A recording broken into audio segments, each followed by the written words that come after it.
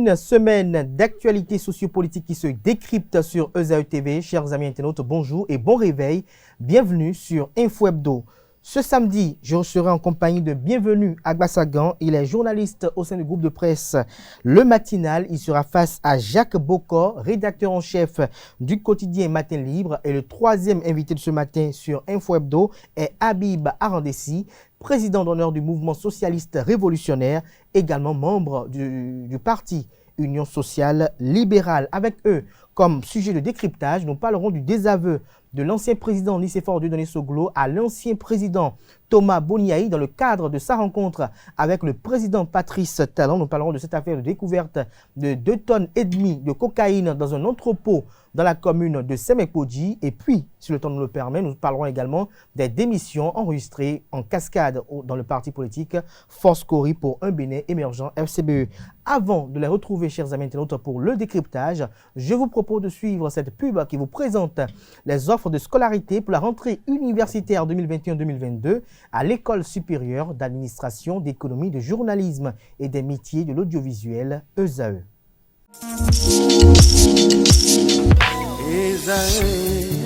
Étudiantes, étudiants, parents d'élèves, nouveaux bacheliers, vous recherchez une école adéquate de formation professionnelle et pratique pour vos études supérieures? Une seule référence, ESAE. ESAE vous offre des demi-bourses et réductions dans toutes ces filières.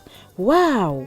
Payez 300 000 au lieu de 550 000 en licence 1, 2 et 3 en journalisme, réalisation, sciences de gestion, administration des affaires, sciences économiques et sciences juridiques. En master 1 et 2, 670 000 en journalisme et 550 000 en sciences de gestion et administration des affaires au lieu de 1 070 000. Écoutez, pour les 100 premières inscriptions en administration générale et administration des finances, payez 450 000 au lieu de 550 000 pour la licence 1, 2 et 3. En master 1 et 2, payez 870 000 au lieu de 1 070 000. Alors, rendez-vous vite à ESAE pour la rentrée académique 2021-2022. Les deuxième et troisième années démarrent le 20 septembre 2021 et la première année le 11 octobre 2021. Informations et renseignements, ESAE Cotonou, 3e rue à droite en quittant le carrefour Jador pour la BIBE Jéricho. Téléphone 96 80 55 11 ou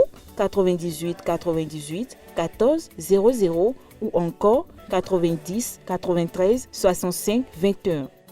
ESAE, l'excellence à un an.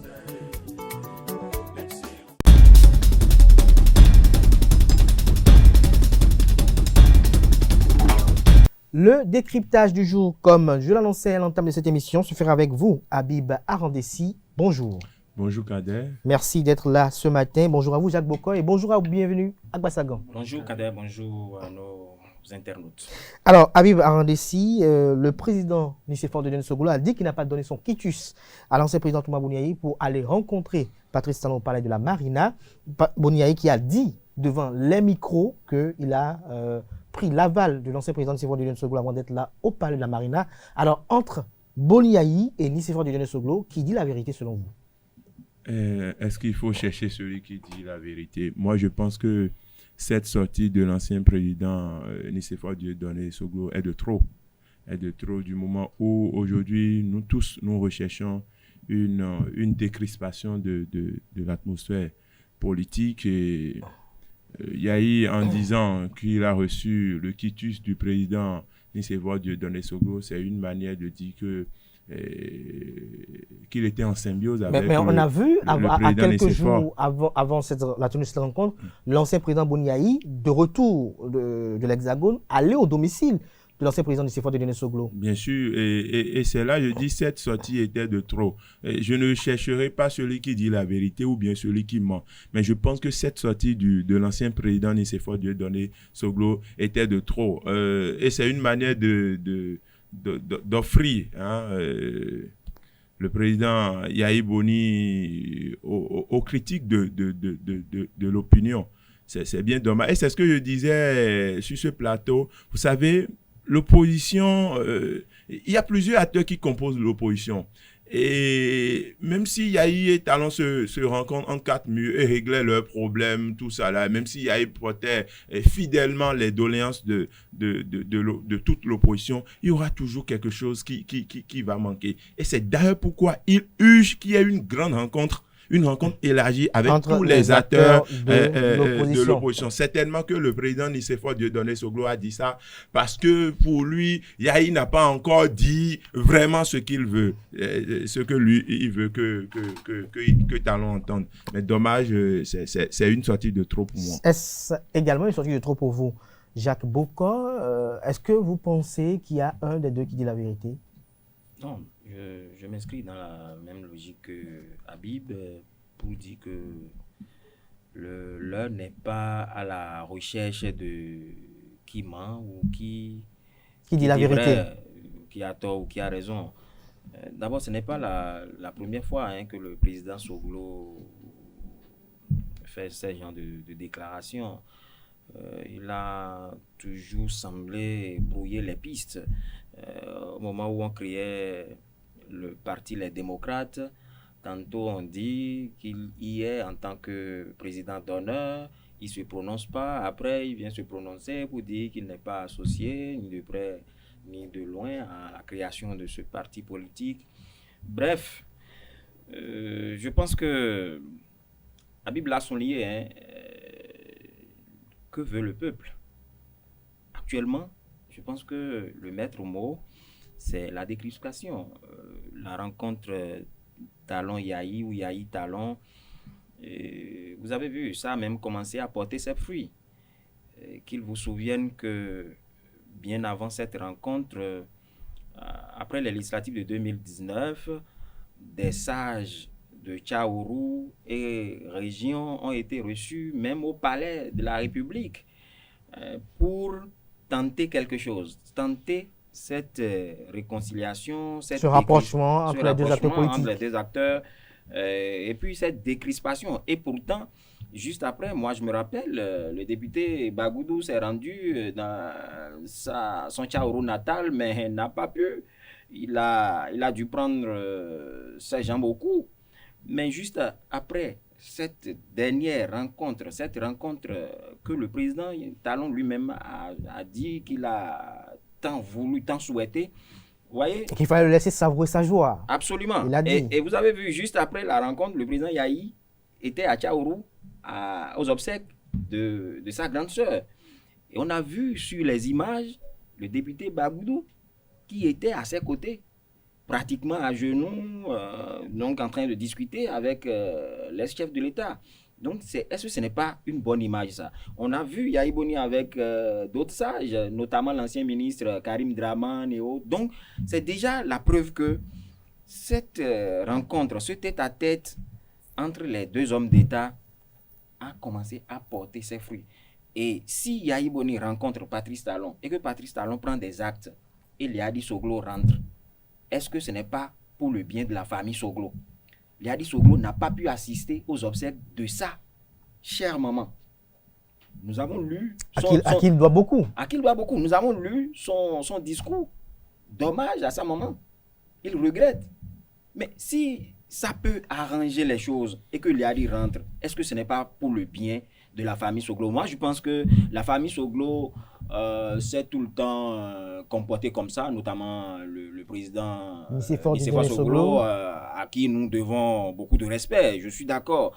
Mais ces genres de déclarations à pareil moment, moi, je pense que c'est pour brouiller les pistes et ce n'est pas bien. Ce n'est pas bien. Alors, que pensez-vous, bienvenue à Brassagan, vous avez suivi tout à l'heure vos prédécesseurs qui pensent que l'on n'est pas à de pareils désaveux. Habib Arandessi a dit que cette sortie ne devait pas avoir raison d'être. Mais pour vous, que pensez-vous de ce désaveu de Nicéphore Soglo à Boni-Yahi? Vous savez que lorsqu'on est à la recherche de la paix, à la décrispation de la crise, il faut savoir raison garder. Et moi, je voudrais dire que la sagesse devra guider le président Nicéphore Dieudonné Soglo. Il faut préciser avec tout le respect que nous lui devons, avec son âge aujourd'hui, 90 ans, et ce n'est pas n'importe qui. Et donc, avec sa carrure intellectuelle et aussi sa maturité en matière d'âge, permettez-moi de le dire de cette façon, l'un mis dans l'autre, la réaction ne devait pas être ce que nous sommes en train de voir. Alors, il faut analyser.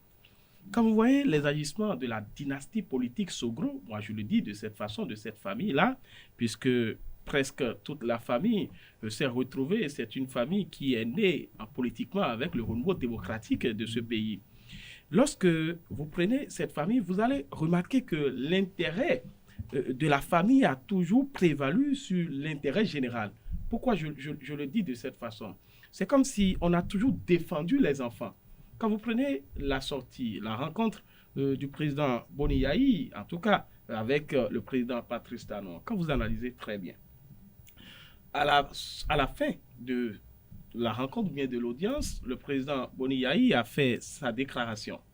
Et il a précisé que ces requêtes sont des requêtes semblables, donc des requêtes analogues, des suppliques analogues à celles du président Nicéphore Dieudonné Soglo. Mais il faut faire une remarque.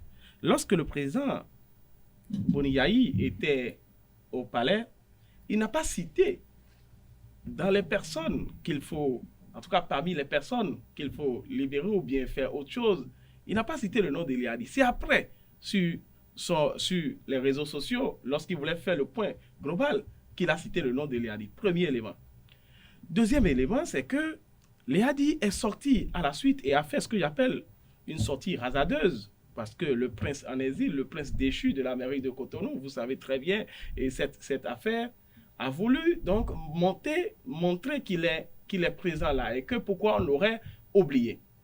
À sa suite, voilà ce que le père vient dire.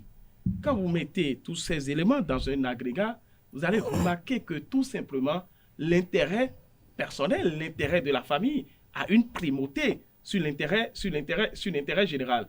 Et nous savons très bien, quand on parle de la famille Soglo, nous connaissons en tant que journalistes, il faut le dire, les différents agissements, nous savons comment on nous traite quand on parle de cette famille-là. C'est comme si nous n'avons pas la liberté d'expression sur certaines choses, il faut le préciser. Et donc, nous faisons notre analyse. Si vous voyez un certain Eli Hadi Soglo, au moment où il voulait prendre le poste de maire chez son père, en tout cas lorsque l'élection a eu lieu. Si vous voyez le comportement, vous allez remarquer que... On ne va pas focaliser le débat sur... Non, je ne me focalise pas là-dessus. Non, je ne me focalise pas là-dessus. Ce sont des éléments. On ne peut pas lire les faits de manière détachée. Il faut avoir une connexité, il faut une connexion des faits pour mieux faire comprendre à nos téléspectateurs ou bien nos télé-internautes pour qu'ils puissent savoir que si réellement on est en train de chercher... Donc la réaction de l'ancien président Nicéphore Dieudonné Soglo est motivée. C'est ça. Il n'y a pas... Comment se fait-il qu'on a dit les deux personnes qui doivent se rencontrer? C'est le président Boni Yayi et le président Patrice Talon. Et le président Boni Yayi, quelqu'un l'a dit tout à l'heure sur ce plateau, qu'à son retour, il est allé au domicile. C'est vrai, on peut nous dire qu'il est venu pour présenter les condoléances. Le gars parle d'un avis, qu'il a pris son avis. Peut-être on peut nous dire, est-ce que c'est un avis consultatif ou un avis obligatoire? On peut faire le débat là-dessus. Je ne sais pas quelle terminologie. Je sais que c'est chez les juristes qu'on parlera d'avis consultatif et d'avis obligatoire. Mais dans un français courant, quelqu'un qui dit qu'il a pris l'avis de ce dernier avant de venir, vous voulez qu'on cherche quoi encore? Et que la personne vienne... Lorsqu'on a vu toutes ces images... La veille, l'ancien président au domicile d'autres anciens présidents également. C'est clair.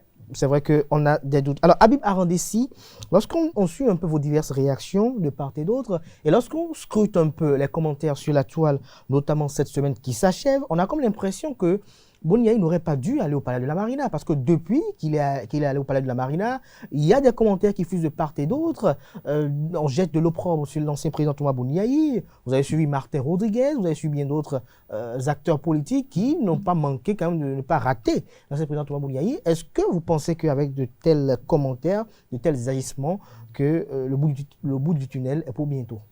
Alors, c'est la divergence au sein de l'opposition.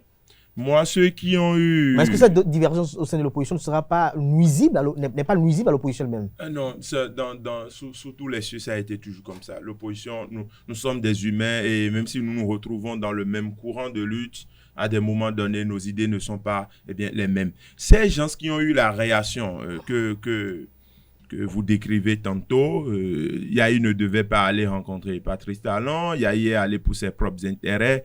Moi, je ne vais pas les incriminer parce qu'ils parlent en fonction d'un certain nombre d'éléments. Ils parlent en fonction du passé récent. Mais est-ce que ces éléments sont fondés pour vous, Habib Arondessi, parce que vous êtes aussi de l'opposition? Moi, j'ai donné ma position par rapport à cette rencontre. J'ai dit, moi, je ne suis aucunement contre cette rencontre. Elle est même primordiale pour la décrispation de la crise politique. Sauf que cette rencontre seulement ne pourra pas régler les problèmes du moment où Yahi n'incarne pas toute l'opposition. On ne peut pas réduire l'opposition béninoise à la personne du président Boni Yahi. Et avant cette rencontre, nous avons eu un débat sur ce plateau où j'ai dit, si c'est les problèmes entre Yahi et Talon, alors là, nous n'allons pas avancer. Mais à la sortie de cette rencontre, j'ai remarqué dans le discours, dans le compte rendu du président Boni Yahi, qu'il est resté fidèle aux revendications de l'opposition. Certains ont dit non, il n'a pas cité le nom de tel. Non. Même sur ce plateau, quand on veut parler des prisonniers politiques, on n'arrive pas à citer tout le monde. Il y a les Runtondi, les Tamayons qui sont en prison, mais on n'arrive pas à citer leur nom chaque fois. On parle toujours de Rekia Madougou. On parle de Rekia Madougou, on parle de Nadine Okoumassou, on parle de Joël Aïvor et autres. Pour dire, il y a bien d'autres, mais on ne pourra pas citer tout le monde. Quand on parle des exilés politiques, Yahi a utilisé une expression que j'épouse, les plus populaires ou bien les plus populaires, vous les connaissez. Des gens comme Sébastien Adjabon, des gens comme Agossou, l'honorable Agossou Valentin, les gens comme Liadi Vinayon Sogo, pour dire, il y en a plein. Madame Afo Diobor, honorable député, est en exil. Il y a d'autres gens qui sont en exil pour dire qu'on ne pourra pas citer tout le monde. Ils sont en territoire ou en exil? Moi, je suis d'accord, parfaitement d'accord avec cette rencontre avec le président Patrice Talon, entre le président Talon et le président Boni Yahi, et je suis également d'accord avec le discours, en tout cas le compte rendu que le président Boni Yahi a fait. Et j'estime que cette rencontre est l'ouverture à d'autres rencontres. Je l'ai toujours dit, si cette rencontre s'arrête à ce niveau, je pense qu'on n'ira pas loin, parce que le réel problème aujourd'hui entre les acteurs de l'opposition, sinon toute la classe de l'opposition et ceux qui sont ceux qui sont au pouvoir, ce n'est pas des problèmes de personne, ce n'est pas des problèmes interpersonnels, mais c'est plutôt des problèmes de principe, de tests. Et tant que ces tests ne seront pas toilettés afin que tout le monde puisse se retrouver autour de ce qui appartient à tout le monde, c'est-à-dire des élections, c'est-à-dire la gestion du pays, nous allons toujours assister à des achoppements entre les acteurs politiques ou bien à des crises politiques. Alors, Jacques Bokor, lorsqu'on y voit de près, je l'ai posé tout à l'heure la même question à Habib Arondessi, depuis que Boni Yahi a été au Palais de la Marina, il a été reçu par Patrice Talon depuis le 22 septembre. 3 jours après, on a vu des acteurs politiques montrer au créneau pour essayer de tuer un peu l'euphorie des citoyens lambda, puisque à travers les divers voix populaires qu'on a vues, en tant que journaliste, nous avons côtoyé également des citoyens qui étaient heureux de voir cette image que nous offraient les deux acteurs politiques, à savoir Patrice Talon et Boni Yahi, au Palais de la Marina, main dans la main, pour pratiquement, si on peut le dire ainsi, en d'autres termes, dans les couloirs de la Marina, les voix tout souriants, tout heureux. Est-ce que vous pensez que avec les sorties médiatiques qui ont été effectuées, je veux citer entre autres candidat Zanaï, Nicéphore Soglo, Martin Rodriguez, est-ce que vous pensez qu'avec ces sorties-là, le bout du tunnel est du sitôt, est-ce que vous ne pensez pas qu'au sein de l'opposition, il y a des postures qui sont, je dirais, antinomiques à cette décrispation-là?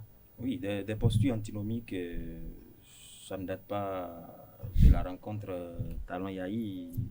Et puis, quand ça se passe comme ça, je pense que ce n'est que Patrice Talon qui serait heureux, parce que lui, il en tirerait grand profit.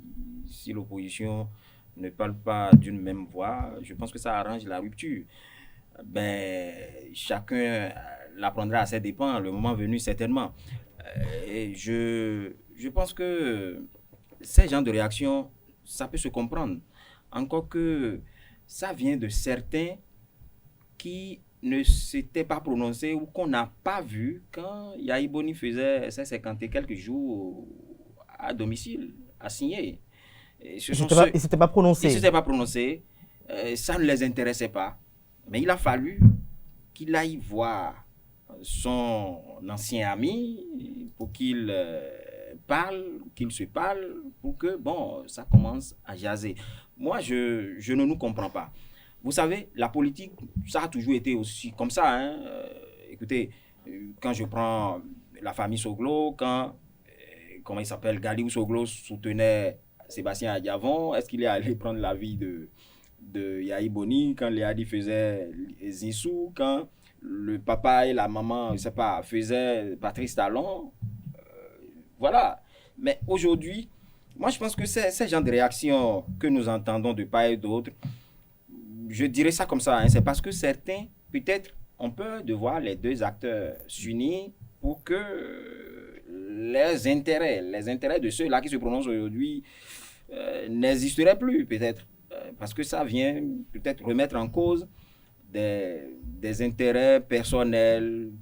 D'aucuns ne tireront plus profit de la guéguerre entre les deux. Donc, l'union, Patrice Talon, Yahi pourrait faire mal. Je le dis ainsi. Maintenant, revenons aux choses concrètes. Quand Yahi Boni est allé au palais, à ce que je sache, d'ailleurs, nous avons tous lu, et moi, j'ai même salué le fait qu'il ait gardé sur lui un document. Parce que j'avais peur peut-être des déclarations qui sortiraient de sa bouche. Lorsqu'on connaît l'ancien président Bouni Yahi. Au sorti de cette audience, peut-être qu'il irait dans tous les sens et on va piquer des bouts et en faire il a été concis. Le show médiatique. Mais il a été concis. Il a été concis. Lorsqu'il voulait improviser, au départ, il s'est ravisé après et il a sorti son document qu'il a lu. Donc, certainement, il a pris l'avis de certains, même s'il n'a pas pris l'avis de Nicéphore Soglo. Je n'en disconviens pas. Mais certainement, il a là, si vous fiez à la position de Nicéphore Soglo. Oui, il a échangé avec des gens parce qu'on l'a vu pendant des mois du côté de l'Hexagone. Sans doute, quand il est allé là-bas, il a dû rencontrer Sébastien Adiavon. Il a dû rencontrer Léadi Soglo. On l'a même vu dans des images lorsqu'il est allé présenter officiellement ses condoléances du côté de Paris à la famille. On l'a vu. Mais est-ce qu'ils peuvent se voir là-bas sans parler politique? Il a vu certains acteurs politiques dans certaines conditions, certainement. Des gens lui ont parlé. Peut-être qu'il en prend en charge parmi eux encore. Nous n'en savons rien. Est-ce qu'on va continuer dans ça pendant combien d'années encore? Vivre en exil, ce n'est pas facile. L'acclimatation d'abord, ce que vous allez manger. Donc, je pense qu'il faut, à un moment donné, nous regarder dans la glace et se dire, mais bon, le combat que nous avons fait jusque-là, qu'est-ce que nous avons pu tirer comme gain? Je pense que peut-être Yahi Boni est dans cette dynamique. Quand il est allé au palais, il n'est pas allé, peut-être ça c'est en off, il n'est pas allé poser officiellement ses problèmes personnels, ni les problèmes de Tchabi Yahi, ni les problèmes de sa fille. Donc, je pense que ce qu'il a dit, ça nous engage tous. Ça nous engage tous. Il dit, il faut arrêter les arrestations à tout va, dialoguer avec les anciens chefs de l'État, libérer ceux qui sont détenus, qu'ils soient au Bénin ou qu'ils soient à l'extérieur. Donc, si on libère Sébastien Adiavon, est-ce que ce n'est pas un pôle d'intérêt, ça? Parce que à travers Sébastien Adiavon, Abiba Hanessi se retrouve. Si Sébastien Adiavon rentre, je suis sûr que c'est peut-être pour le bonheur de Abiba Hanessi et de plusieurs autres jeunes. Est-ce que ce n'est pas la décrispation, ça? Si Léadi Soglo rentre, Léadi Soglo a plusieurs fans, a plusieurs amis politiques. Plusieurs sympathisants et partisans. Si Djenote rentre, il pourra peut-être mieux s'occuper de son fils, Eli, qui est en prison. Donc, moi, je pense autant de choses. Moi, je ne vois pas vraiment cette guéguerre s'installer aujourd'hui. Pour quel intérêt? Je reviens par rapport à une déclaration que vous avez faite tout à l'heure. Si nous passons à côté de la plaque, je ne sais pas. Parce que le maître a joué au-delà de tout. C'est le chef de l'État. C'est le chef d'État. Alors, bienvenue à Bassagan. Lorsqu'on y voit de près, on écoute un peu Habib Arandessi et Jacques Bocco. On note qu'il y aurait des problèmes de personnes au sein de l'opposition et ça ne vient pas d'aujourd'hui. Alors, quelle serait la source de ces problèmes de personnes-là, ces guerres de personnes? Et selon vous, est-ce que nous pourrons arriver finalement à cette décrispation tant souhaitée? Est-ce qu'il s'agit d'un vœu éphémère, d'un vœu, j'allais dire, qui n'a pas de fondement en réalité? Et peut-être avant que Bienvenue ne se prononce, vous voyez, tout ce que nous recensons comme déclaration à l'emporte-pièce là, je trouve quelque part que si Yahya Boni n'avait même pas pris l'avis de ceux qui parlent aujourd'hui, c'est peut-être à raison. Parce qu'imaginez qu'il aille dit peut-être à X, à Y, à Z, oui, je veux être reçu dans 48 heures par Patrice Talon. Vous voyez? Certains diront, n'y va pas.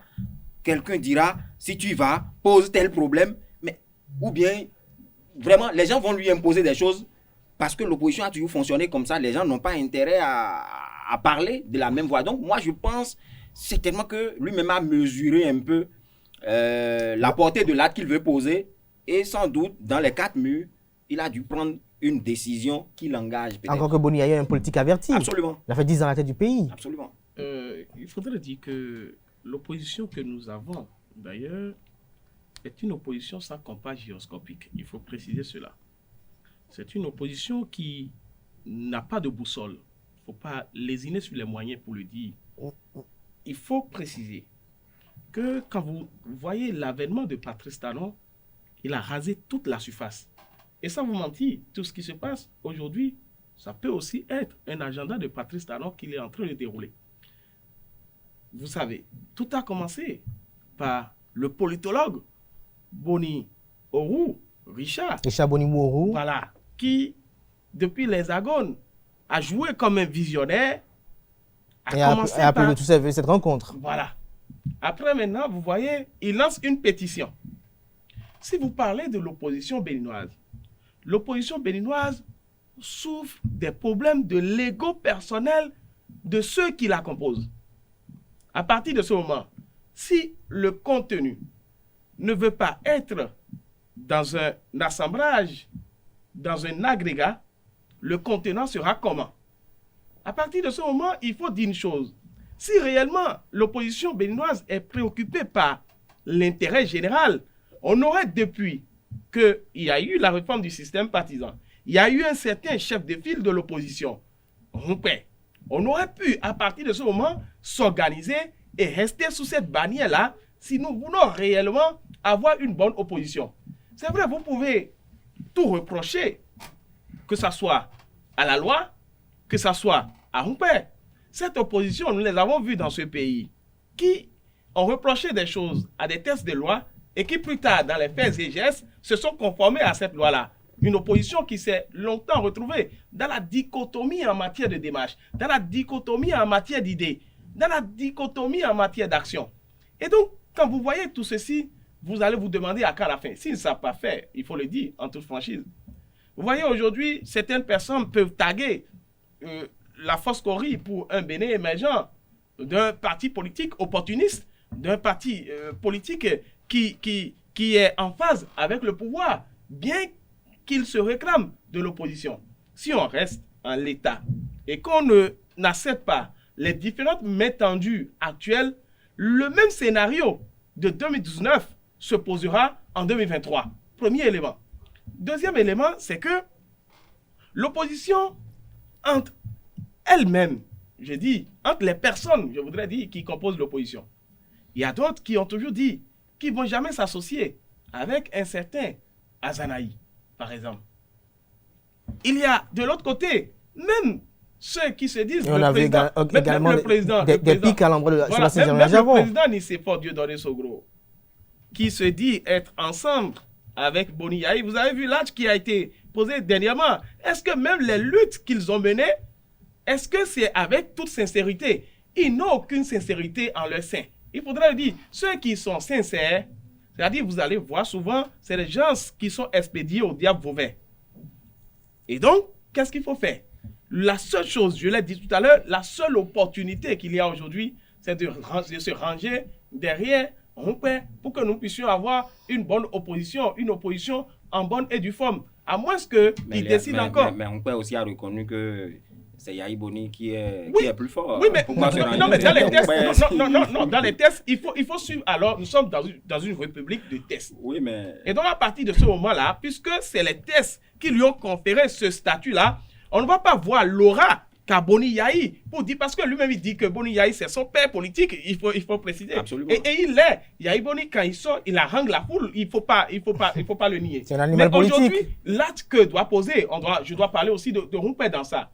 Rumpé doit aller voir, doit faire la démarche d'aller voir Boni Yahi. Il ne faudrait pas qu'il soit vautré dans son fauteuil de chef de file de l'opposition. À ne rien faire. Parce qu'il faut le dire, au début, il a initié des tournées institutionnelles. Au lieu d'aller vers les opposants, il est allé faire sa promenade, permettez-moi de le dire, comme ça, pour égrener un peu les ressources qu'il y a là. La bonne action aujourd'hui, il doit saisir la balle au bon, aller voir Boni Yahi pour avoir des stratégies nécessaires. Parce que vous savez, si lui-même, au niveau de son parti politique, qui n'arrive pas à assumer un certain nombre de choses, il lui manque alors le charisme nécessaire. Il lui manque nous revenons par rapport, nous revenons beaucoup plus en détail par rapport à FCB lorsqu'on parlera des démissions qui ont été enregistrées récemment. Mais avant de boucler ce sujet, un dernier tour de table, Habib Arandessi, on note qu'il y a des problèmes de personnes, des querelles de personnes au sein de l'opposition. Tout à l'heure, Bienvenue l'a rappelé, Tantampion qui effectue des déclarations à l'encontre de l'autre qui discrédite un autre. Au sein de l'opposition, on entend de part et d'autre.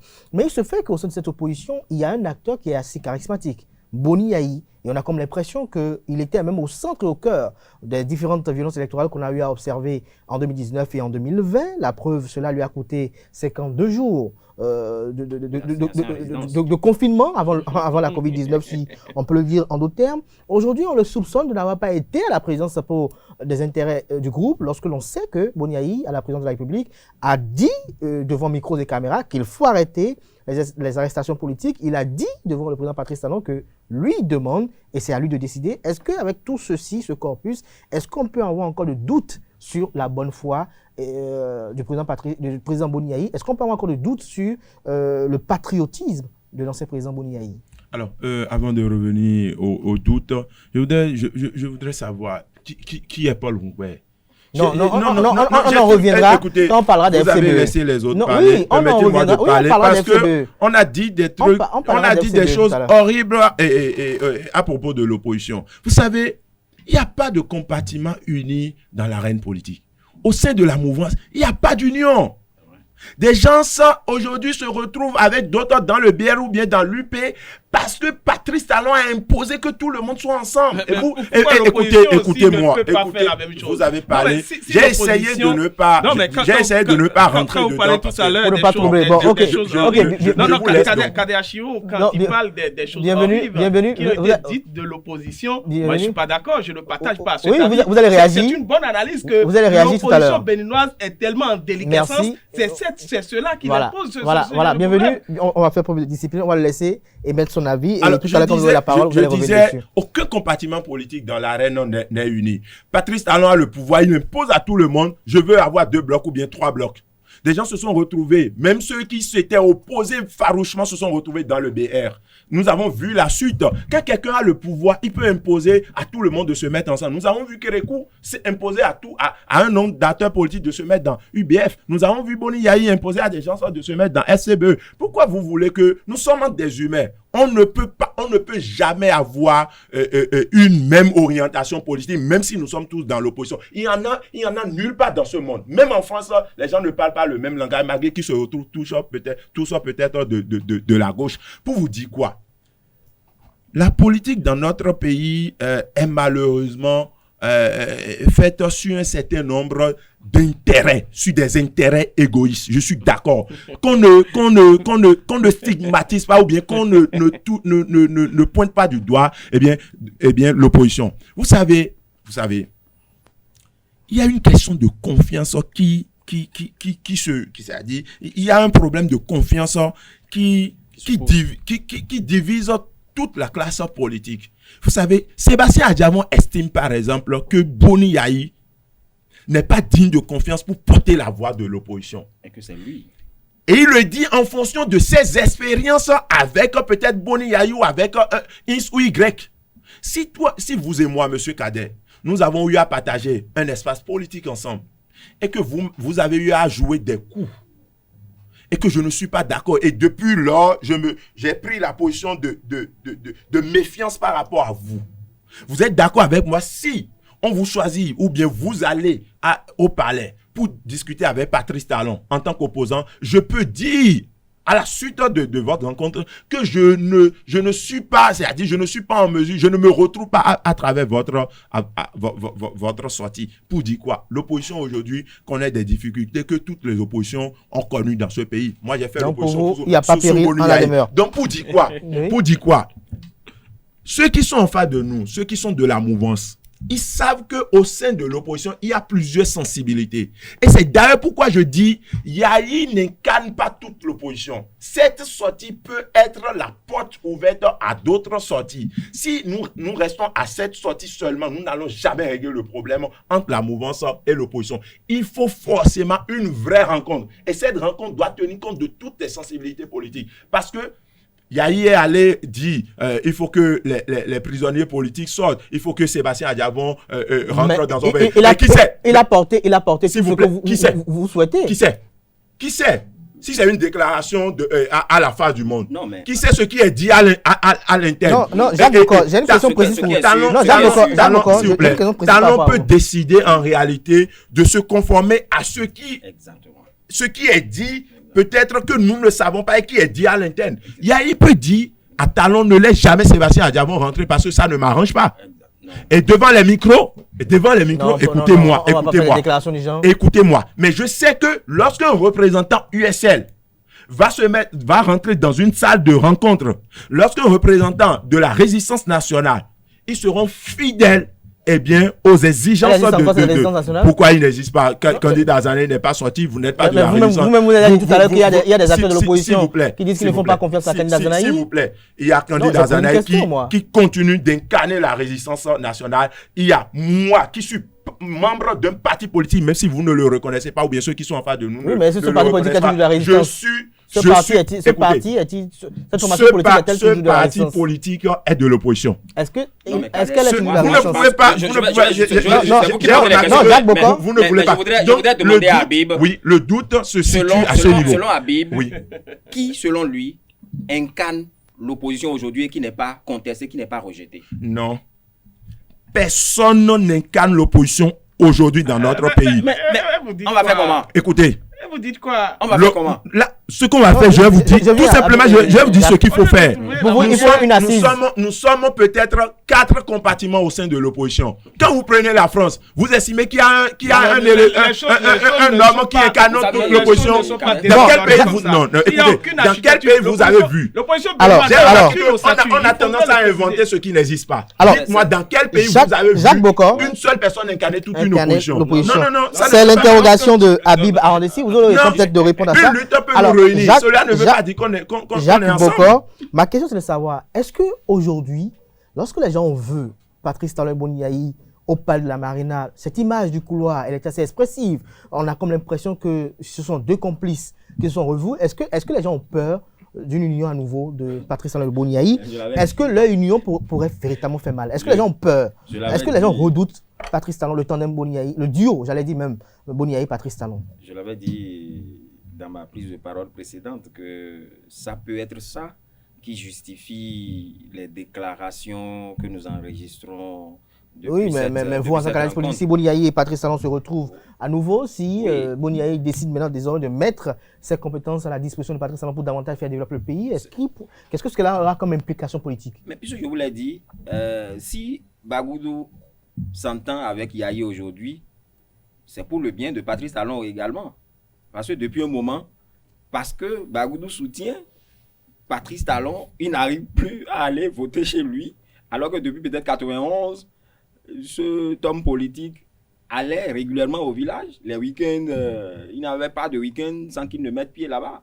Mais depuis 2016, il n'est pas le seul. On a vu André Okunlola, on a vu ABT. Abdoulaye Biotchane n'est pas allé voter chez lui à Djougou pour les dernières élections. On a vu bien d'autres acteurs politiques qui sont restés à Cotonou, à Calavi pour voter. Est-ce que ça se passait comme ça? Non. Donc, si déjà, et vous savez que, en griffe, la résistance, ça s'est constaté dans certaines localités, acquises à la cause de quelqu'un. De qui? Oui, mais vous le savez, les élections l'ont Non, mais démontré plusieurs évoquez le fois. nom. Donc, et ça reste comme ça jusqu'à aujourd'hui. Les dernières élections, nous l'avons constaté également. Le pourcentage est là. Le taux de participation est là. Je parle du taux de participation réel. C'est là. Patrice Talon a fait 2 tournées. Nous l'avons vu. Nous avons vu comment il s'est comporté, même si on peut me parler de contexte de Covid. Ce n'était pas ça. Ça devait être un moment de communion avec son peuple qu'il n'a plus vu depuis 4 ans. Mais nous avons vu comment ça s'est passé.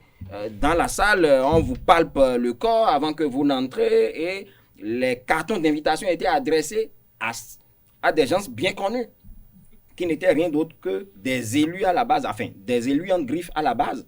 Je ne vais pas parler des nommés à la base, des élus. Donc, moi, je pense que pour qu'on puisse prendre Yahi Boni au piège ou bien Patrice Talon au mot, j'aurais bien aimé qu'on attende d'ici fin décembre prochain, parce que sans doute, Patrice Talon prononcera un discours à la fin de l'année et il devra prendre des actes, il devra agir dans la droite ligne de cette rencontre-là.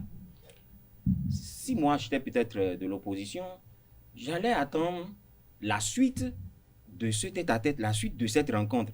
Est-ce que, au lieu de la libération des détenus qu'on appelle politiques, est-ce que, au lieu du retour des exilés politiques, c'est plutôt la nomination de Nasser Yahi, de Chabi Yahi ou de Solange Yahi qu'on a enregistré? Est-ce qu'au lieu de la décrispation de l'atmosphère politique, comme il l'a dit, est-ce que c'est plutôt Yahi Boni qui s'est tapé un poste à l'international, comme l'ont écrit certains sur les réseaux sociaux? Mais tout à l'heure, dans votre argumentaire, vous avez dit tout à l'heure que Boni Yahi a quand même des fiefs électoraux et les élections successives. Sous le régime, le président Patrice Talon l'ont démontré que Boni Yahi reste encore leader de ces fiefs électoraux. Absolument. Des fiefs électoraux dans lesquels il y a eu des violences électorales par le passé. Absolument. Alors, si Boni Yahi désormais décide de faire la paix et de ne plus quand même inciter les uns les autres quand même à opposer un peu de résistance, ça veut dire que désormais nous aurons des élections quand même apaisées. Mais ça dépendra aussi. Ce n'est pas mathématique comme vous le dites. Vous savez, Patrice Talon, s'il a souhaité cette rencontre depuis longtemps, il l'a dit. Il avait même voulu rencontrer Yahi juste après les législatives, mais ce dernier lui a posé un lapin alors que le tapis rouge était déjà adressé au palais. Il est venu avec l'avion de la CEDEAO, notamment de l'État nigérian. Il est reparti avec la délégation nigériane. Donc, c'est pour vous dire, le président Patrice Talon veut avoir Yahi. Pourquoi? C'est parce qu'il connaît sa force de frappe. C'est pourquoi Patrice Talon n'a pas voulu me rencontrer moi. Pourquoi il n'a pas voulu rencontrer Abiba Andresi? Pourquoi il n'a pas voulu rencontrer tout de suite? J'ai écouté Paul Hunkpé le lundi dernier ou celui-dernier, juste après la rencontre, sur Canal 3. Alors que Paul Hunkpé, chef de file de l'opposition, tente d'avoir une petite rencontre avec Patrice Talon depuis, il n'a pas eu. Pour discuter, hein, en tant que chef de file de l'opposition avec le chef de l'État, il se plaint, Paul Hunkpé. Et c'est un Yahi Boni qui sort de nulle part, je dirais en griffe, et qui rencontre Patrice. Qu'est-ce qui était suffisant si Patrice Talon ne mesurait pas l'envergure ou la force de frappe de Yahi? Donc, c'est pour vous dire que moi, je continue de croire que Yahi Boni est sincère dans ce qu'il est allé faire pour avoir refusé pendant des années. Patrice Talon est son ami, non? De vieille date. Pourquoi il a pris position vis-à-vis? Les enfants sont les amis. Absolument. Et ils auraient même pesé de tout leur poids pour que cette rencontre ait lieu. Donc pourquoi, quand Patrice Talon est venu au pouvoir, Yahi Boni n'a pas fait systématiquement comme le leader du PRD pour dire, bon, comme le peuple peut-être a dit que c'est Patrice Talon je me rabats alors sur mon ami Yahi Boni pour punir peut-être le peuple. Donc, Yahi Boni a critiqué pendant longtemps la gouvernance Talon.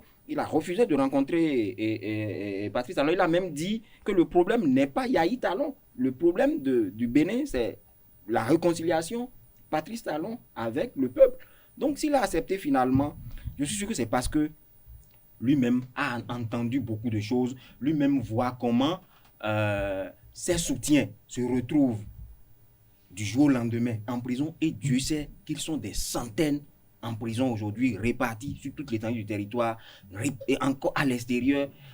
Ce qu'on ne se dit pas, et je l'ai dit, peut-être que Yahi Boni aussi sort de l'argent de sa poche pour les entretenir d'où ils sont. Donc, je pense que ça, on peut le faire jusqu'à quand? On peut le faire jusqu'à quand? Alors, bienvenue à Bassagan. On sait une chose, Boni Yahi a posé plusieurs lapins par rapport à la rencontre du genre. Jacques Bocco l'a rappelé tout à l'heure. Il fut un temps, il y avait une délégation de la CEDEAO qui était au pays avec Boni Yahi. On l'attendait au palais. Il n'y était pas. Il ne s'est pas présenté. Alors, du jour au lendemain, on voit Boni Yahi au palais de la Marina. Ça ne s'est pas passé du jour au lendemain. Sûrement que cette rencontre a été préparée. Les deux hommes ont échangé peut-être en amont avant de se retrouver et bien d'autres choses. Patrice Talon même lui-même, il l'a souhaité, notamment lors de sa tournée de reddition de comptes et bien d'autres. Alors, Patrice Talon, Boni Yahi, est-ce que les gens redoutent leur union à nouveau? C'est pour ceux qui ne veulent pas la décrispation. Ça, il faut le dire. Parce que il est un secret, il est une palissade. Voilà. Le poids politique de Boni Yahi sur l'échiquier politique national. Je ne dis combien pas, je l'ai précisé tout à l'heure, et que le poids politique de Boni Yahi, on ne peut pas mesurer cela à certains. Il faut le préciser. Ça ne fait même pas photo. Mais vous allez remarquer que Boni Yahi est sorti subrepticement du pays. Et certaines personnes auraient estimé qu'il est aussi en exil et qu'il ne pourrait pas descendre au pays. Il est resté silencieux, je ne sais pas dans quel pays il est resté. À un moment donné, le chef de l'État aussi béninois voyage. Et au retour, on constate, voilà ce que nous avons constaté. Boni Yahi, qui était estimé ne pas pouvoir répondre pour rentrer pour l'instant, est rentré et tout de suite, il est rentré, il va au palais. Il est d'abord chez les Soglo. Voilà, donc je me suis dit qu'il a eu des négociations souterraines que nous ne savons pas. Parce qu'à rassembler les faits, on peut faire cette déduction-là. Pour que Boni Yahi puisse retourner, peut-être voilà ce qui s'était passé. Et il revient, il va au palais. Alors, tout ce qu'il faut dire ici, moi je ne veux pas savoir si la rencontre Talon-Boni Yahi est redoutée par certaines personnes. Est-ce que celui qui est à Tchoumi, celui qui est à Gawere, celui qui est à Savé, comme citoyen, arrive donc à bénéficier du développement de sa nation? C'est ce qui intéresse. Au lieu de s'attarder sur le fait que nous allons attendre que l'opposition appelle, comme l'estime Habib Arandessi tout à l'heure, que les gens viennent s'asseoir pour discuter de quoi? Si vous savez très bien... Non, mais il peut même se voir après. Voilà. Parce que moi, je ne suis pas contre une assise nationale, par exemple. Peut-être ça permettra davantage de décrisper l'atmosphère. Je ne suis pas contre. Mais bon, qu'on se retrouve d'abord pour aplanir les divergences avant d'aller rencontrer Patrice Talon. Voilà. Moi, je pense qu'on ne s'entendra jamais. C'est ce qui est ahurissant. Connaissant ces acteurs, parce que pendant longtemps, ils sont restés dans des suspicions l'un envers l'autre. Et c'est ça que Habib a développé tantôt. Tantôt, on dit que la taupe du groupe, c'est Candide Azanaï, on l'isole. Oui. Tantôt, on dit que c'est Nicéphore Soglo, on l'isole. Tantôt, on dit que c'est Yahi Boni. Tantôt, on apprend que c'est Diavon qui dit, bon, l'opposition va se constituer autour de moi. Mais ça va se constituer autour de qui, finalement? Voilà, alors que parmi eux tous, le poids politique, on le connaît. Absolument. Oui, même si on connaît le poids politique aujourd'hui, la seule chose, c'est que même avant d'aller à l'assise, ce que nous sommes en train de dire, s'ils veulent rester dans une démarche de pouvoir se rassembler avant d'aller, c'est une démarche, permettez-moi de le dire, incongrue et totalement saugrenue. Il faut préciser cela. Il faut nécessairement qu'on pense au peuple. C'est parce que les hommes politiques, en réalité, ne pensent jamais au peuple.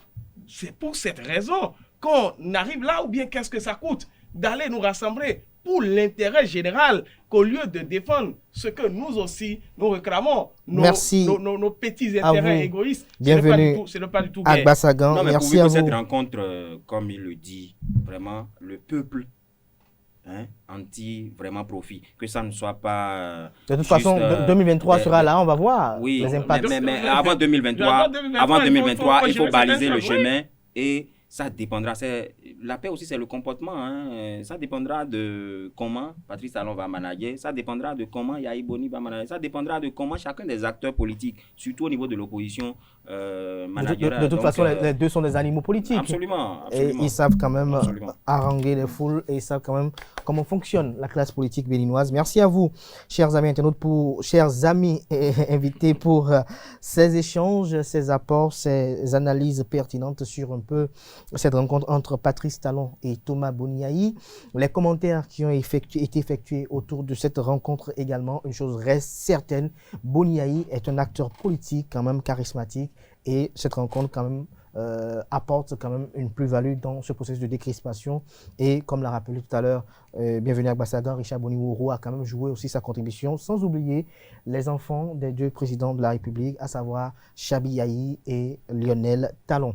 Alors l'autre sujet qui nous réunit également ce samedi, il est lié aux démissions qui sont enregistrées depuis un certain temps au niveau du parti politique Force Kouri pour un Bénin émergent FCBE. Cette semaine, on a enregistré également une autre démission. Le coordonnateur communal de la 22e circonscription électorale du parti politique Force Kouri pour un Bénin émergent, un élu communal au sein du conseil communal de Pobet, a démissionné. Il était sur Esaü TV au lendemain de cette démission pour expliquer un peu les raisons de cette démission. Habib Arandessi, vous êtes également acteur politique de l'opposition. Comment avez-vous apprécié cette démission, pour ne pas dire cette démission, qui s'observe depuis un certain temps au niveau de cette formation politique qui partage votre obédience politique et l'opposition politique au régime Talon. Il profite pour parler de qui est Paul Humbert. Non, j'ai essayé de ne pas rentrer dans les échanges parce que ma position, je l'ai annoncée plusieurs fois et puis je ne veux pas rentrer dans les détails. Dans le bavardage. Parce que merci pour...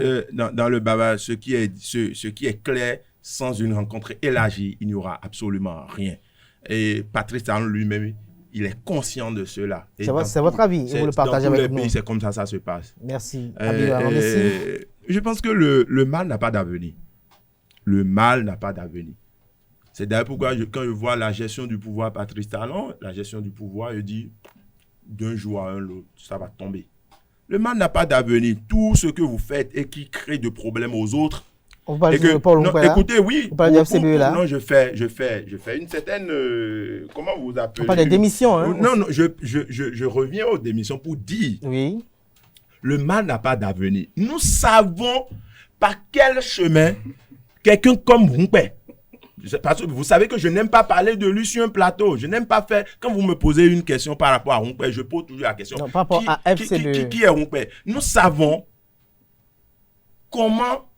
Par quel chemin quelqu'un comme Humbert est devenu président ou bien secrétaire exécutif de FCBE. Et c'est d'ailleurs pourquoi quand on parle de chef de file, si le pouvoir continue de parler de chef de file comme Humbert, ça veut dire que même la rencontre qui a été... Sa nomination répond à des critères. Écoutez, même la rencontre Yahi Talon n'était pas sincère.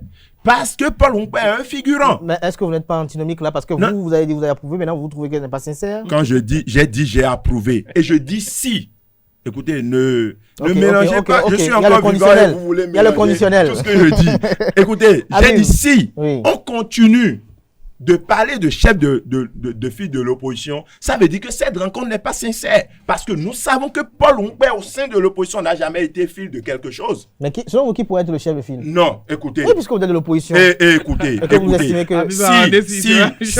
Si. Non, pas moi. Boni Yahi, chef de file? Ça pourrait être... Boni Yahi, chef de file de l'opposition? Non. Ça pourrait être moi. Yahi peut être chef de file de l'opposition s'il répond aux critères. Mais pour l'instant, Paul Humbert répond. Non. Paul Humbert n'est pas opposant, justement. Pour moi, il n'est pas de l'opposition. Non, pour vous. Et lorsque nous allons parcourir... Il est le chef de file de la mouvance. Non, écoutez, il est un figurant. Il est un figurant de la mouvance. C'est un figurant de la loi. Non, il peut... Non, vous savez, Kérékou a fait voter des lois dans ce pays et les a imposées. Nous connaissons la suite. Yahi a fait voter des lois. Il a empêché des marches dans ce pays. Où en sommes-nous aujourd'hui? J'ai été opposant sous Boni, je sais ce que j'ai vécu. Où en sommes-nous aujourd'hui pour vous dire quoi? Tout ce que Talon fait, il est la mesure de cette chose, il partira avec. On peut nommer Paul Rumpé, on peut lui donner 20 garde-corps. Ça va tomber. Parce que la supercherie n'a pas d'avenir. Mais Habib, j'ai une question précise donc, à votre endroit. Vous avez posé une question sur les démissions. Oui, vous avez focalisé le débat sur Paul Rumpé au lieu de parler des démissions. Mais j'ai une question précise. Vous dites que vous êtes à URNC, vous êtes révolutionnaire, vous êtes un garant, pour ne pas dire un grand défenseur des acquis démocratiques. Alors, l'essence de la démocratie, c'est dans la divergence d'opinion, dans la diversité d'opinions et bien d'autres. Alors, pourquoi vous n'acceptez-vous pas qu'il y ait au sein de cette opposition des personnes qui veulent faire l'opposition d'une autre manière que la vôtre qui est qualifiée de radicale? Alors, au sein de l'opposition, il y a des gens qui font l'opposition d'une autre manière que moi, par exemple. Quand vous prenez quelqu'un comme candidat Zanaï, on n'a pas la même méthode. Quand vous prenez quelqu'un comme Eri Wondete, on n'a pas la même méthode. Et Paul Rumpé et Jimba. Non, c'est comme si. Vous voulez dire que Kouchadé qui avait soutenu aussi Paul Rumpé n'était pas opposant? On a un petit souci. Vous voulez dire que Kouchadé aussi qui avait soutenu Paul Rumpé par le passé n'était pas opposant? Moi, je ne parle jamais sans faire un tour, sans regarder dans mon rétroviseur. L'histoire est là. Comment Paul Rumpé est devenu secrétaire exécutif de SCBE? Nous savons comment ça s'est passé, non? Juste à ce que Yahi soit éjecté, juste à ce que des candidats de Yahi soient éjectés, Yahi qui a investi tout ce qu'il avait comme énergie. Nous savons comment SCBE a été divisé et que les démocrates soient constitués, non? Pourquoi vous ne voulez pas regarder dans le rétroviseur? C'est comme si le fait vient c'est-à-dire vient d'être constitué et on en parle. On a une succession d'événements à explorer avant de pouvoir comprendre pourquoi en réalité SCBE ne pourra pas prospérer et finira par disparaître. Et lorsque Yahi est allé rencontrer Talon, vous avez vu la réaction de quelqu'un, Paul Rumpé, parce que le figurant sera cisaillé, c'est un fusible. C'est votre avis. Du moment où il y a un rapprochement désormais. Si le président Patrice Talon est sincère dans sa démarche avec le président Boni Yahi et que nous, grâce au génie que nous avons en nous, grâce à notre capacité de discuter, nous arrivons enfin à trouver le bon milieu, le consensus entre l'opposition. Des compromis. Pas forcément des compromis. Pas des compromissions, c'est des expressions que je n'aime pas. Et si on arrive à trouver le consensus nécessaire. En politique, il y a toujours compromis. Si on arrive à trouver le consensus, désormais, l'opposition, la vraie opposition sera reconnue et les figurants vont disparaître. Jacques Bokor, pour évoluer dans ce sujet. Et c'est d'ailleurs pourquoi tout le monde est en train de sauter du bateau. Nous parlons Ce n'est pas seulement Clément Kouchadé qui a démissionné. Il y a les Rémi Argossou qui sont partis aussi. C'est de ça qu'il s'agit. Nous parlons des démissions au sein du parti politique Foscoï pour un bien émergent. Vous avez suivi le réquisitoire cinglant qu'a fait Habib Arandessi à l'endroit de Paul Rumpé. Est-ce que vous pensez que Paul Rumpé est un figurant selon vous? Est-ce que vous pensez que Paul Rumpé n'est pas opposant à Patrice Talon? Non, moi je ne le dirais pas ainsi, mais je partage en partie son point de vue, parce que si ça se passe comme ça aujourd'hui, c'est vrai qu'il y a ces gens de micmac aussi au niveau des partis de la mouvance, tantôt c'est du bloc républicain, Moël, Union progressiste. C'est-à-dire si on saute à Moël Bénin, quelques mois après on dit qu'on va à l'Union progressiste et finalement, moi je m'attends à ce que des gens disent, bon, je rejoins un parti de l'opposition mais je n'en trouve pas. Bon, si nous voyons déjà la base sur laquelle a été taillé ces différents partis politiques, qu'ils soient de la mouvance ou de l'opposition, je pense que on peut comprendre ce qui se passe aujourd'hui, parce que il a dit à l'entame, c'est parce que on a dit allez me constituer un bloc. Les gens ont couru sans mesurer les enjeux et le contre, les enjeux. Ils ont sauté parce que le chef est là. Si vous ne le faites pas, vous risquez d'être zigouillé. On y va, tête et pieds liés. Donc, c'est comme ça a été fait. FCBE, pareil. Moi, après la présidentielle, je n'ai vu qu'un seul acteur.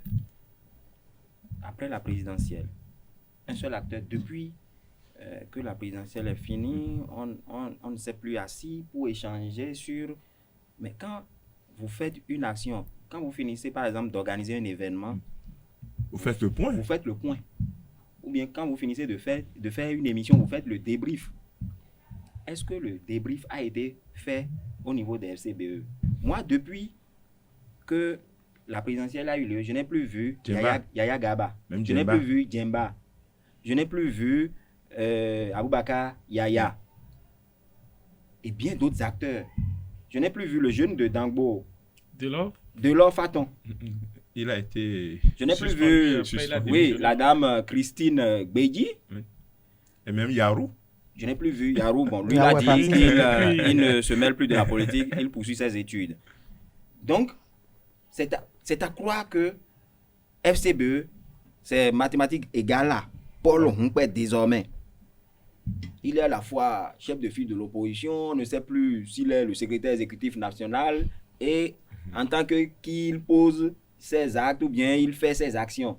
Donc, le parti est confondu à la personne de Paul Humpé désormais. Et au niveau des audiences qu'il a faites, il n'était que 2. Oui, moi, je me pose des questions. Je ne comprends pas comment, alors qu'on a dit qu'on veut désormais des grands regroupements. Vous êtes sûr que si on va aux élections, les FCBE auront des représentants partout sur le territoire national? Non. À cette allure-là, je pense que l'UDBN vaut mieux que FCBE aujourd'hui. C'est moi qui l'affirme. Moël est plus organisé que FCBE, qui est chef de file de l'opposition. Donc, je pense que la base a été faussée. Ce qui se passe aujourd'hui, ce n'est pas encore demain la veille de la fin. Donc, on va enregistrer cela et le parti risque de rester le patrimoine de Paul Humpé seul désormais. Vous allez voir. Parce que comment on peut organiser, quand on finit une telle joute électorale, on doit se retrouver en tant qu'acteur, échanger. C'est sûr que ce qui a été donné a été mal utilisé. Voilà. Alors, nous allons évoluer dans le débat. Nous sommes presque à la fin de cette émission. Bienvenue à Ouagasagan. Quelle explication vous donnez à ce qui se passe au niveau du parti politique Force Koï pour un bien émergent au regard des commentaires qui ont été faits précédemment, c'est-à-dire avant vous? Vous savez, c'est vrai, on peut dire que les FCBE ont sauvé les meubles à un moment donné. Mais il faut analyser les choses. Ce parti politique, tous les avantages qu'il dispose aujourd'hui n'est venu que par, je dirais, ne sont venus que par accident. Il n'a pas encore eu d'avantage, il continue d'en réclamer parce Oui, qu'il dit oui, que oui. la loi n'est pas encore Non, appliquée. mais je ne vais même pas venir sur ces... Et il milite pour rencontrer Patrice Talon pour que la loi... sur ces éléments. Je vais vous dire que c'est-à-dire la bêtise des autres qui ont fait que FCBE s'est retrouvé là. Vous savez, ce parti politique n'a rien de charismatique, il faut le dire. Pas la bêtise, parce que les autres peut-être n'ont pas cédé. Non, c'est ça, permettez-moi de qualifier. Parce que certains ont Non, refusé. mais c'est son point de vue à lui. Habib Arandessi. Le mot bêtise est... C'est passé dans une période... Mais Habib aussi a employé des mots forts ici. Habib aussi a employé des mots forts ici à l'égard de Il y a eu une Paul partie qui Humpé. était en prison. Permettez-moi de... Et le parti qui a été gardé 52 jours, et c'est en cette période, vous avez tout cuisiné. Permettez à Moi, je suis Bienvenue. Bon, d'accord. Permettez à Bienvenue de finir. Et donc, vous voyez, puisqu'ils se sont retrouvés là, mon père n'a pas de management, il faut le dire. Il n'a pas de leadership, il faut préciser cela. C'est pour ça tout à l'heure, je dis, il doit aller apprendre. Non, mais il faut dire une vérité. Il faut dire une vérité, il ne faut pas se voiler la face. Dans un parti C'est le politique... chef de file de l'opposition. Non, je n'en disconviens pas. Non, Habib, on va se faire très sérieux, s'il vous plaît. Je vous dis, je n'en disconviens pas. Nous, ce que nous faisons, c'est que c'est juste pour l'amener à pouvoir donc jouer efficacement et de manière efficiente son rôle. Il faut préciser cela. Un parti politique qui t'a permis de te retrouver à ce stade-là, et tu gères avec dictature, parce que si vous appelez les autres, on va vous dire qu'ils gèrent de manière dictatoriale. Il faut le dire, ce pouvoir-là. Ouais, on a tous lu voilà, la lettre de il suspend les gens. démission. Écoutez, il suspend les gens. On a parlé de leur patron et puis d'autres personnes. Et les gars démissionnent. Et lui-même, il ne se sent pas gêné Vous savez, un bon leader, quand vous êtes un bon leader et que vous avez l'aptitude nécessaire, vous avez le charisme, vous avez, je dirais, les automatismes nécessaires, vous devez vous sentir gêné. Mais le gars est tout peinard, il faut le dire, parce qu'il a un statut de chef de file de l'opposition. C'est pour ça tout à l'heure je disais qu'il ne reste pas vautré dans son fauteuil de chef de file de l'opposition sans mener les démarches nécessaires. Parce qu'après 2023, les lignes vont bouger. Oui, c'est clair, peut-être, c'est vrai. Il jouit aujourd'hui. Après 2023, les lignes vont bouger. Il y aura soit il sera confirmé au poste de chef de file ou il y aura un autre chef de file de l'opposition. Vous aussi, vous êtes d'accord avec moi que si on va trier là, est-ce que vous auriez imaginé un certain chef de file de l'opposition? Vous ne pouvez pas. C'est pour ça que moi, j'ai qualifié l'acte des autres là de bêtises.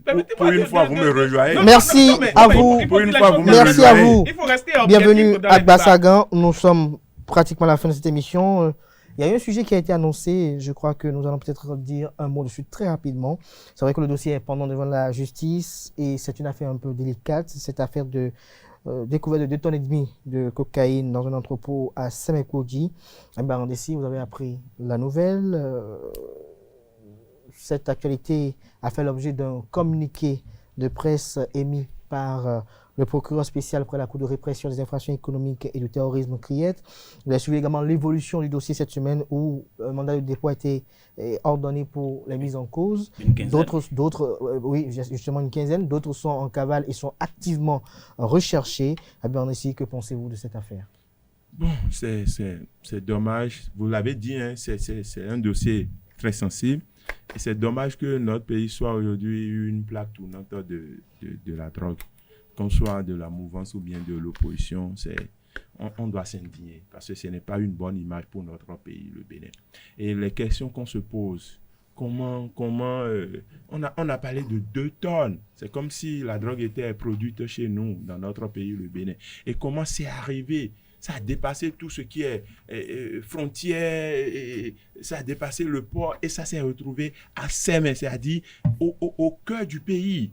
Et il n'y a eu aucun contrôle et c'est là tout le doute autour du dossier. Est-ce que ceux qui sont vraiment hautement placés dans ce pays ne sont pas impliqués et favorisent la circulation de ce produit?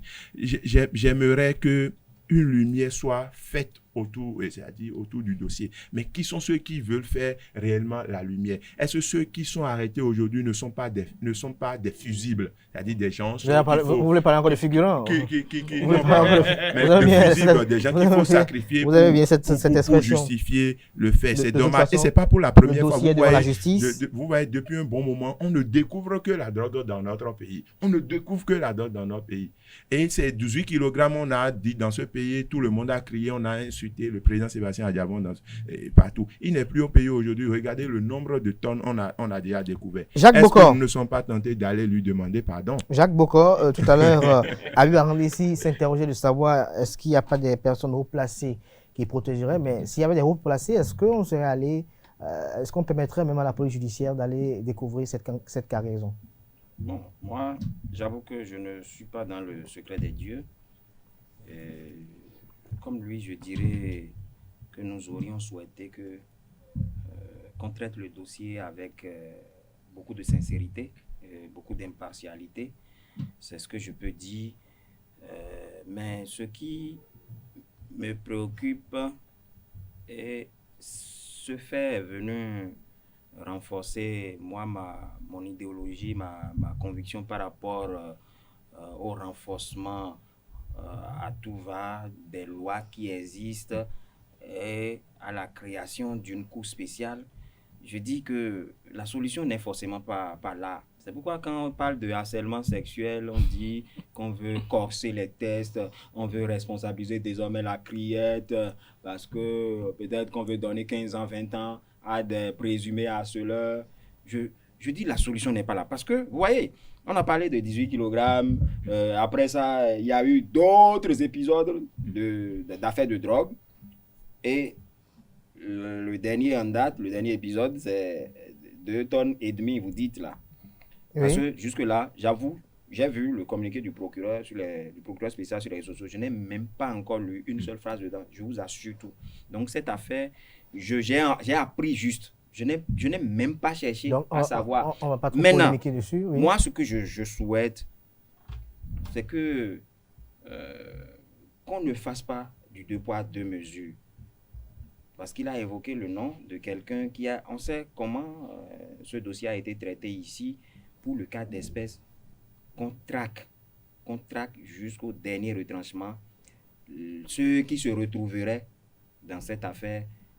Et l'autre chose, c'est que ce n'est pas la force, ce ne sont pas les condamnations, ce n'est pas la création de cours spéciales qui va régler les problèmes sociaux que nous avons. Ça va vous permettre plus d'efficacité. Oui, mais la nous lutte. avons vu, regardez, on a dit qu'il y a la criette. La criette donne 10 ans, 15 ans, 20 ans. Et pourtant, on a fait juste 3 audits dans 3 structures d'État. Vous avez vu tout ce qu'on a vu. Et si on faisait l'audit de 2016 à aujourd'hui dans toutes les structures de l'État, vous allez constater est-ce qu'il n'y avait pas des anomalies de gestion qui étaient considérées par les gestionnaires comme... Ouais, mais tout au moins, on aurait eu peur parce que il y a eu la création de la criette, il y a eu en temps le renforcement des lois. Mais nous constatons même que de toute façon, nous sommes à l'expérimentation. C'est plus à une vitesse exponentielle. C'est que le détournement maintenant, c'est dans l'ordre des yards, c'est le milliard, ce n'est plus non. Non, mais il y a toujours eu ça. Bienvenue à Agbasagan. Vous avez ce privilège, cet honneur de conclure cette émission à travers les interventions. Nous parlons de cette affaire de découverte de 2,5 tonnes de cocaïne dans un entrepôt dans la commune de Semekoji, précisément avec Père. Vous avez suivi tout à l'heure les réactions de vos prédécesseurs. Vous, qu'est-ce que vous avez à dire sur ce sujet? Non, mais moi, je ne doute pas de la compétence de la justice pénale. Je l'ai toujours dit, que nous avons des magistrats rompus à la tâche et qu'ils vont accomplir, en tout cas, leur mission. Vous savez, la Cour de répression des infractions économiques et du terrorisme, c'est à cause de cette Cour aujourd'hui qu'il y a plusieurs révélations. Il faudrait préciser cela. Ah bon. C'est parce qu'on y travaille. On ne sait pas, est-ce que vous et moi, on peut certifier que les choses ne sont pas sous-adjacentes avant que la criette ne vienne? Est-ce que vous pouvez me donner la preuve? Si vous en avez, on peut en discuter. Moi, je sais que vous ne pouvez pas me donner les audits 2016-2020. Non, 2016-2020. On va laisser finir pour conclure. La naissance de la criette a permis à ce que nous puissions savoir qu'il y a ces genres de choses-là qui circulent dans le pays. Il faudrait préciser... C'est pas la criette qui a fait les audits. Non, je n'en disconviens pas. Et sous tous les pays, les en tout cas sous tous les régimes. Non, mais il faut comprendre que la répression d'une infraction, ça permet toujours d'avoir des personnes incriminées en la matière. C'est ce que je suis en train de faire comprendre. Et donc, non mais, vous savez, avec la criette que nous avons aujourd'hui, si ces affaires-là sont traitées à la va-vite ou bien à la hâte, selon les règles judiciaires, il faudrait préciser, c'est parce que nous avons une juridiction en la matière. Avant, les dossiers peuvent rester là sans qu'il n'ait assez de révélations autour. Est-ce que vous êtes d'accord avec moi? Sur ce plan-là, si aujourd'hui il y a une certaine célérité... De la même façon, il y a des dossiers qui sont là depuis des années. S'il y a une certaine célérité aujourd'hui qui nous permet de savoir qu'il y a plusieurs affaires, il faut au moins féliciter cette cour. La seule chose qu'il faudrait dire aujourd'hui, c'est qu'il ne faut pas étouffer cette cour-là. C'est juste ça. Parce qu'en voulant donc attribuer plus de compétences à la criette va sortir du champ d'une juridiction spéciale et devenir une juridiction de droit commun. Alors, qu'est-ce qu'il faudrait faire? Il faudrait nécessairement qu'on laisse la criette dans son champ et que le travail qui se fait, l'affaire de drogue, aujourd'hui, moi j'ai suivi l'intervention de Martin Rodriguez. Il faudrait que nous en parlons. Martin Rodriguez qui faisait comprendre que ces produits sont enfouis dans du coton. Lui, qui est un ancien élément, permettez-moi de le dire, un ancien homme d'affaires en matière cotonnière. S'il dit ça, c'est qu'il connaît peut-être les techniques, je ne sais pas. Parce que quand vous voyez ses explications en la matière sur les 2,5 tonnes, il précise que c'est dans les conteneurs ou bien dans les trucs de coton qu'on amène ce genre de choses. Et donc, il faudrait que Martin Rodriguez nous montre un peu comment ça se passe, peut-être. Merci à vous, Jacques Bokor. Je rappelle que vous êtes respectivement Boubé Agbasagan, journaliste au sein du groupe de presse Le Matinal, Abiba Randessi, qui est président d'honneur du mouvement socialiste révolutionnaire et également membre de l'Union sociale libérale. Jacques Bokor, rédacteur en chef du quotidien Matin Libre. Chers amis internautes, c'était l'Info Hebdo de ce samedi sur EZA TV. Merci à toutes et à tous. On se retrouve demain pour l'invité. Portez-vous bien et à très bientôt. Bonne suite de programme sur EZA TV.